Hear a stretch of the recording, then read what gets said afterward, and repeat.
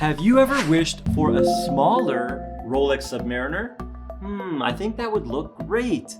Luckily, Watch and Style, a watch modding company, they sent one over.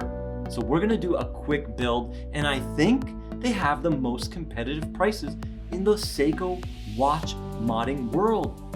Let's check it out.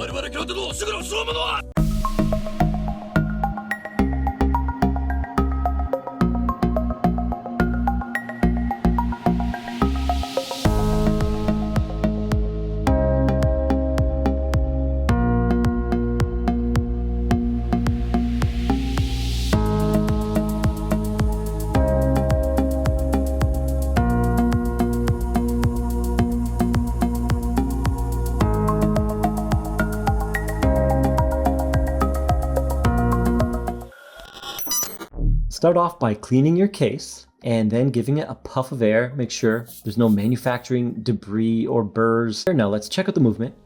Make sure everything's working on the movement. Wind it up a bit. There we go. Place it in the movement holder. Take out your dial. We're gonna need a 3 o'clock dial because the case on this build is a 3 o'clock crown. All right, we're using the SPB149 limited edition 63 mass dial. And I think it's gonna look great. So now pull out the crown until you get to the time setting and keep progressing forward until the date changes. Right when that date changes, grab the Rodico, or in this case, we have AF branded Swiss Rodico. Use it to hold your hour hand, and now place the hour hand directly at 12 or midnight. Don't push too hard. If you push too hard, that hour hand is gonna collapse onto the dial. And it's gonna scratch up your dial, and the only way to take it out is to damage your dial. So a little bit of finesse here, clean up that hour hand, and then we rinse and repeat with the minute hand, and here's the minute hand, and then the seconds hand. You wanna make sure your spacing is perfect and aligned. You might have to do adjustments, and then we're gonna check the date change. It should change right around midnight. Here we go, 27, and it should snap into place. There we go. All right, so pretty good. Now we clean out the bottom of our sapphire glass. A lot of companies, Oris, don't do this. So when you do macros, you see a lot of dust and it's not on the top, it's from underneath. Give it a finishing of air, lay down the crystal gasket into the case, and then press on the crystal. Very simple. Links down below to this crystal press. It's amazing and affordable on Amazon. Now we put in the click spring. The 120 click spring. There's 2 holes built into the case, easily fits in like so. And for the bezel, we take out that gasket, grab some silicone grease, links down below, and then we simply put it inside and twist, and it coats it evenly. It's very nice.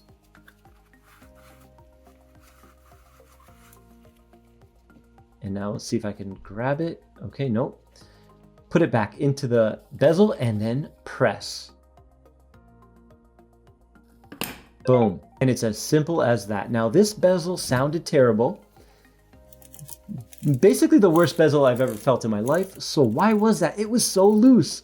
The gasket that came with the bezel was the original size, 0.5 mil in thickness. I had to go to 0.7, a thicker one, to get a much better feel. Now it's passable. And now we case up the watch and do the final steps. We have to cut the stem to 13.5, sand off any rough edges, and add a drop of Loctite. Not too much. If you add too much, like I'm doing here, then you're gonna have to wipe it off with the Rodico. Okay, so right here, I realize it's a little bit much, so I'm gonna clean it a bit. Just smooth it out and then screw on the crown onto that stem. Once the stem and the crown are one, place it into the watch. You can add a little bit of silicone right on those 2 gaskets on the crown, which is what I did off camera. Test it out, make sure everything's working. Sometimes if you cut it too short, you're gonna have to get a new stem. So they give you 2. Use the 3M tape on the insert now. Do a test fitting. Make sure it's on there good.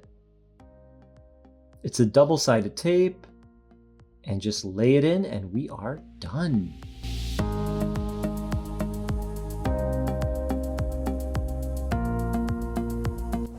Here we see the completed build, introducing the Seiko Mariner 013, based on the SKX 013 chassis. What does that mean? All these parts fit the 013. The sapphire crystal, the crown, the bracelet, the bezel, the hands, everything. Now the only difference is the case shape. So you get a 013 with the same water resistance and everything, but in an all new design. So you can create a watch that you love and looks unique. So everything should be the same. However, this one is actually only 100 meters of water resistance. Why? Because we went with the thin case back. So we gave up 100 meters, but we gained wearability and a mil thinner. So very nice there. And I love the crown guards on this watch. The waterfall effect from the top of the mid case down into the crown is phenomenal. That is a great look. And I chose a knurled crown to give it a little bit of contrast. I picked all these parts. I thought it would look great. And I think, I know it's so cringy to pat oneself on the back, but in this case, I think I must. The design is a winner. I even went with the ceramic insert. You guys know I hate shiny ceramic inserts. I went with the sandblasted ceramic insert. So it's matte, but it's still tough and ceramic and scratch proof. Very nice. Now the case shape is a little bit flat and a little bit stout. So keep that in mind with this build, but I still think it wears fantastic. Now, when I was building it, I told you the bezel was the worst I've ever felt, and it's happened before with 013 mod parts, so I wasn't actually surprised. So I was prepared. I got, remember this size, 30.5 by 0.7. That's the gasket I put in. The original SKX 013 comes with 30.5 by 0.5. So 0.2 thicker gasket saved the bezel. Let's have a listen.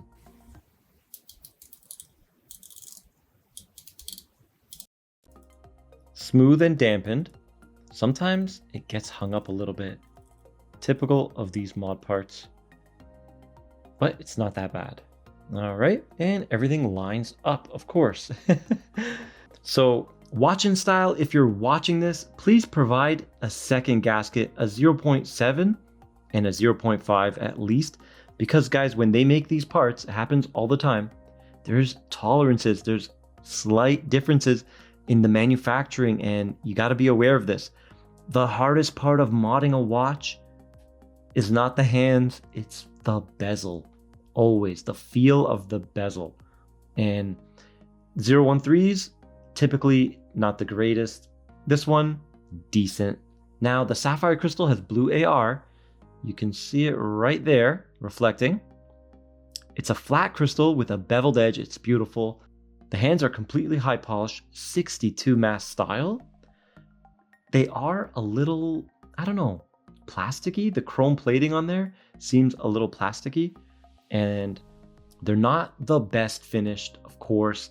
This is typical of mod parts, but it's only visible under extreme macro. And this dial has QC issues. The E on the word divers, the 7 and 8 loom plots have breakages. I think my friend at Seiko gave me a defect or a throwaway dial. I'm gonna call him out on it. And some of the finishing on the chrome plating on the pressed indices is a bit off, like the hands. But again, only extreme macro. With normal human eyes, it looks perfect and beautiful. Love the rich grayish blue tone of the SPB149 dial. It's gorgeous, especially when it hits the light. Now these are the measurements that I got. 38 millimeters in diameter. Secret measurement, 36.5. So gonna wear smaller. And a thickness of 12.6. Very nice. Lug to lug, 44.6. So excellent wearability here. Let's check it out next to the Alpinist to give you guys a little bit of visual comparisons. Okay, there it is, 38 versus 39.5 on the Alpinist. There you can see it. So if you have an Alpinist, you're gonna know how this wears on your wrist. And the thickness, Alpinist is thinner, especially this one, because the Alpinist has a SARB case back. And the lug to lug, the Alpinist is actually longer by a couple mils. Here it is next to its bigger brother, the 007. SKX versus SKX-ish. So you can see right there, 42.5 versus 38. All right, now the price for everything you see here, fully built, 430 USD. Wow, so that under the $500 mark, so very affordable, and you get your own custom designed watch. If you want an orange dial, you can get it. If you want a white dial, you can get it. This one, a little bit more OEM flavor with that original dial. Now the bracelet, it doesn't fit the greatest. The end links protrude on the corner there. 20 mil tapering down to 16. So very nice aggressive taper. Screwed links, solid end links, solid links. We do have a fold over with 3 micro adjusts and dual release buttons. Very nice milled clasp. And there you can see the sterile case back. You can engrave it with whatever you want. Here she is on my 6.5-inch wrist, and it wears pretty good. It is a tad chunky looking, but overall I think it can pull it off. And a decent presence on the wrist. Let me know your thoughts down below. Man, that dial's awesome. Here it is with a couple links removed. 139 grams. Pretty good. Let's check her out on the time grapher. NH35 Hack and Wind Automatic 21.6 VPH 24 joules, and it is regulated by me, so it should be decent. All right, 0.1 milliseconds in beat error. Now we got 1 second, 0 second, 1 second. Strong amplitude 289. Fourth and final round +1. Okay, there is the loom shot, and with 2 night lights on, wow, the watch and style hands match the loom pretty good of the OEM Seiko dial. Impressive. And the loom on the hands even match when it's not loomed. So that's an important aspect. A lot of mod watches have different loom on the hands than the dial, and it looks terrible. This one, pretty good with lights on and lights off. So I think this watch turned out fantastic. 430 USD, remember, includes an OEM dial. If you go aftermarket, you're gonna save a lot there. I'm gonna try to get a coupon code from Watch and Style to lower that price even more. And if you like this video, please like, share, and subscribe, and I'll see you in the next one.